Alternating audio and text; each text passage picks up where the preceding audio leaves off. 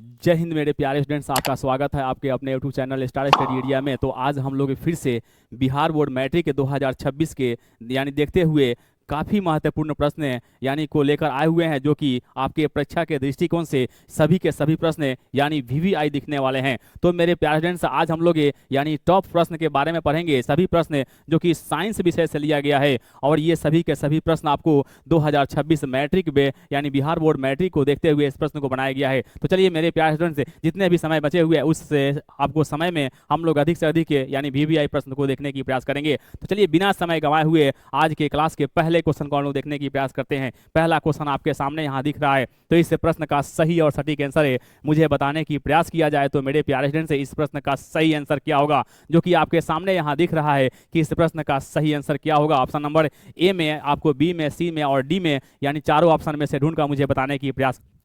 चलिए मेरे प्यारे स्टूडेंट से यानी बिना समय गंवाए हुए आज के पहले क्वेश्चन को हम लोग देखने की प्रयास करते हैं। आज का पहला क्वेश्चन आपके सामने यहाँ दिख रहा है, जो कि पहला क्वेश्चन है कि विद्युत चुंबकीय प्रेरण की खोज किसने किया था। ऑप्शन नंबर ए में दिया है फैराडे ने, ऑप्शन नंबर बी में दिया है मैक्सवेल ने, ऑप्शन नंबर सी में दिया है एम्पियर ने, ऑप्शन नंबर डी में दिया है फ्लेमिंग ने। इस प्रकार से इस प्रश्न का सही आंसर क्या होगा। तो मेरे प्यारे स्टूडेंट से इस प्रकार इस प्रश्न का सही आंसर जो है ना आपको फैराडे ने होगा। ऑप्शन नंबर ए जो है ना इस प्रश्न का सही आंसर होगा। चलिए अगले क्वेश्चन को देखने की प्रयास करते हैं। अगला क्वेश्चन आपके सामने यहाँ पर दिया हुआ है, इस प्रश्न का यानी सही आंसर मुझे बताने की प्रयास करेंगे आप लोग। क्या इस प्रश्न का सही आंसर क्या होगा, जो कि आपके सामने दिया है कि तांबे की तार को एक आयताकार कुंडली यानी किसी चुंबकीय क्षेत्र में घूम रही है ना, इस कुंडली में प्रेरित आपको विद्युत धारा की दिशा में कितनी बार परिवर्तन होता है। ऑप्शन नंबर ए में दिया है 1/4, ऑप्शन नंबर बी में दिया है आधा, ऑप्शन नंबर सी में दिया है 1, ऑप्शन नंबर डी में दिया है 2।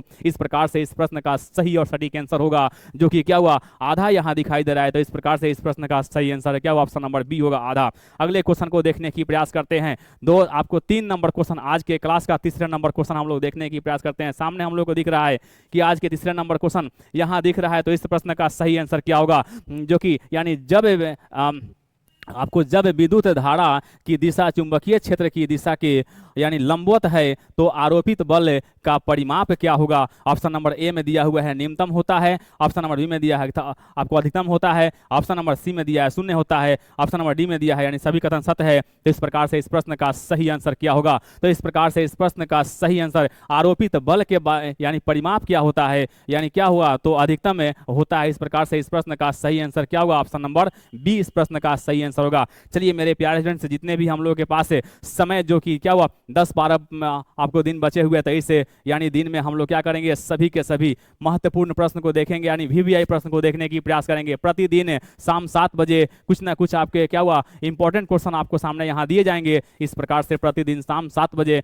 लाइव क्लास जुड़ने की प्रयास करेंगे। तो चलिए मेरे प्यारे स्टूडेंट्स, अगले क्वेश्चन को देखते हैं। अगला क्वेश्चन आपके सामने चौथे नंबर क्वेश्चन दिख रहा है। इस प्रश्न का सही आंसर क्या होगा, जो कि घरेलू विद्युत परिपथ में प्रतिवर्ती धारा की आवृत्ति होती है। ऑप्शन नंबर ए में दिया हुआ है 50 हर्ट्ज, ऑप्शन नंबर बी में दिया है 60 हर्ट्ज, ऑप्शन नंबर सी में दिया है 100 हर्ट्ज और क्या हुआ आपको ऑप्शन नंबर डी में दिया है 220 हर्ट्ज। तो घरेलू विद्युत परिपथ की बात कही जा रही है। तो इसमें क्या हुआ, इस प्रकार से इस प्रश्न का सही आंसर क्या होगा। तो इस प्रकार से इस प्रश्न का सही आंसर है यानी ऑप्शन नंबर क्या हुआ ए होगा, जो कि 50 हर्ट्ज की बात कर रही है ना। इस प्रकार से इस प्रश्न का सही आंसर ऑप्शन नंबर ए होगा। अगले क्वेश्चन को देखते हैं। अगले क्वेश्चन को देखते हैं। अगला क्वेश्चन आपके सामने यहाँ पर दिख रहा है 5वें नंबर क्वेश्चन, यानी क्या हुआ जितना जल्द हो सके इस प्रश्न का भी मुझे आंसर क्या बताने की प्रयास करेंगे।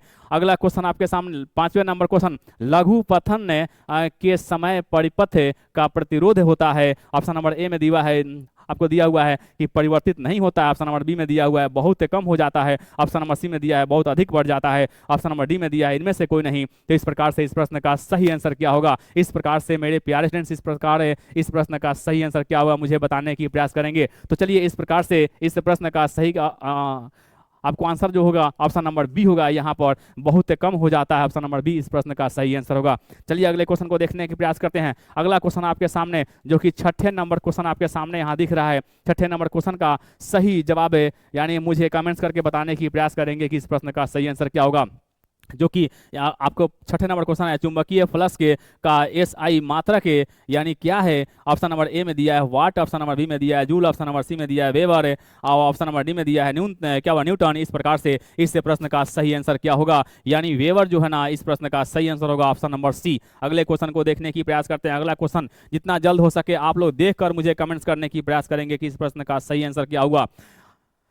चलिए अगला क्वेश्चन यानी छठे सातवें नंबर क्वेश्चन है, एक किलो यानी वाट घंटा होता है। ऑप्शन नंबर ए में दिया हुआ है यानी 3600 जूल, और क्या हुआ ऑप्शन नंबर बी में दिया है 3.6 गुने 10 के पावर 6 जूल, और ऑप्शन नंबर सी में दिया है 36 गुने 10 के पावर 6 जूल है, ऑप्शन नंबर डी में दिया है 36 जूल है। तो इस प्रकार से इस प्रश्न का सही आंसर क्या होगा, जो कि ऑप्शन नंबर बी यहाँ दिख रहा है ना। ऑप्शन नंबर बी इस प्रश्न का सही आंसर होगा, 3.6 गुने 10 के पावर 6 जूल होता है। अगले क्वेश्चन को देखने की प्रयास करते हैं, जो कि आपके सामने 8वें नंबर क्वेश्चन यहाँ दिख रहा है। तो 8वें नंबर क्वेश्चन का सही आंसर क्या होगा, बिल्कुल जितना जल्द हो सके इस प्रश्न का भी आप लोग कमेंट्स करके मुझे बताने की प्रयास करें। चलिए आपके कमेंट्स हम देख रहे हैं कि आपके क्या सही आंसर क्या आ रहा है, जो कि आपके सामने यहाँ प्रश्न दिख रहा है, और इस प्रश्न का सही आंसर मुझे बताने की प्रयास करेंगे मेरे प्यारे स्टूडेंट से। अगला क्वेश्चन आपके सामने यहाँ दिख रहा है, चलिए हम लोग देखने की प्रयास करते हैं। यदि नरम लोहे को यानी धारावाही कुंडली के भीतर रख दिया जाए तो क्या बनता है। ऑप्शन नंबर ए में दिया हुआ है सामान्य चुंबक, और ऑप्शन नंबर बी में दिया है विद्युत चुंबक, ऑप्शन नंबर सी में दिया है कोई चुंबक नहीं, ऑप्शन नंबर डी में दिया है इनमें से कोई नहीं। इस प्रकार से इस प्रश्न का सही आंसर क्या होगा। चलिए विद्युत चुंबक क्या हुआ आपको बनता है, इस प्रकार से इस प्रश्न का सही आंसर ऑप्शन नंबर बी होगा। अगले क्वेश्चन यानी क्या हुआ, अगले क्वेश्चन देखते हैं, जो कि आपके यानी आज के क्लास का 9वें नंबर क्वेश्चन हम लोग देखने की प्रयास करते हैं। 9वें नंबर क्वेश्चन आपके सामने यहाँ दिख रहा है, तो इस प्रश्न का सही आंसर मुझे बताने की प्रयास करेंगे, जो कि 9वें नंबर क्वेश्चन विद्युत फ्यूज यानी काम करता है। ऑप्शन नंबर ए में दिया हुआ धारा के उष्मीय प्रभाव पर, और ऑप्शन नंबर बी में दिया है धारा के चुंबकीय प्रभाव पर, ऑप्शन नंबर सी में दिया है धारा के रासायनिक प्रभाव पर, ऑप्शन नंबर डी में दिया है किसी पर भी नहीं। इस प्रकार से इस प्रश्न का सही आंसर क्या होगा, मुझे क्या हुआ कमेंट्स करिए, बिल्कुल कमेंट्स कीजिए कि हाँ इस प्रश्न का सही आंसर क्या होगा। इस प्रश्न का सही आंसर जो होगा आपके सामने, जो कि क्या हुआ आपको धारा के उष्मीय प्रभाव पर काम करता है। इस प्रकार से इस प्रश्न का सही आंसर ऑप्शन नंबर ए होगा। अगले क्वेश्चन को देखने की प्रयास करते हैं। अगला क्वेश्चन आपके सामने यहाँ 10वें नंबर क्वेश्चन, इस प्रश्न का भी जवाब आप देने की प्रयास करेंगे कि इस प्रश्न का सही आंसर क्या होगा, जो कि विद्युत धारा उत्पन्न करने की यानी युक्ति को क्या कहते हैं। ऑप्शन नंबर ए में दिया है जनित्र, ऑप्शन नंबर बी में दिया है गैल्वेनोमीटर, ऑप्शन नंबर सी में दिया है एमीटर, ऑप्शन नंबर क्या हुआ डी में दिया है मोटर। इस प्रकार से इस प्रश्न का सही और सटीक आंसर क्या होगा। चलिए विद्युत धारा उत्पन्न करने की क्या हुआ युक्ति को क्या कहते हैं, तो जनित्र। इस प्रकार से इस प्रश्न का सही आंसर होगा ऑप्शन नंबर ए। अगले क्वेश्चन को देखने की प्रयास करते हैं। अगला क्वेश्चन आपके सामने, जो कि क्या हुआ 11 नंबर क्वेश्चन आपके सामने यहाँ दिख रहा है, तो इस प्रश्न का भी सही आंसर मुझे बताने की प्रयास करेंगे। इस प्रश्न का सही आंसर क्या होगा, जो कि बैटरी में किस प्रकार की धारा यानी प्राप्त होती है, जो कि बैटरी से किस प्रकार की धारा प्राप्त होती है। ऑप्शन नंबर ए में दिया है दिष्ट, ऑप्शन नंबर बी में दिया है प्रतिवर्ती, ऑप्शन नंबर आपको सी में दिया है ए और बी दोनों, ऑप्शन नंबर डी में दिया है इनमें से कोई नहीं। तो इस प्रकार से इस प्रश्न का सही आंसर मुझे बताने की प्रयास करेंगे, यानी इस प्रकार से इस प्रश्न का सही आंसर क्या होगा, यानी ऑप्शन नंबर ए इस प्रश्न का सही आंसर होगा, यानी दिष्ट, है ना। अगले क्वेश्चन को हम लोग देखने की प्रयास करते हैं। अगले क्वेश्चन आपके सामने यहाँ दिख रहा है, जो कि इस प्रश्न का भी सही मुझे आंसर बताने की प्रयास करेंगे मेरे प्यारे स्टूडेंट से। जितना भी समय बचे हुए हम लोग प्रतिदिन यानी कुछ ना कुछ यानी क्या वो आपको काफी महत्वपूर्ण प्रश्न लेकर हम लोग आने की प्रयास करेंगे, और हम सभी लोग मिलकर इस प्रश्न को देखेंगे और देखकर क्या वो अपने जो कि परीक्षा को सफल बनाने की प्रयास करेंगे।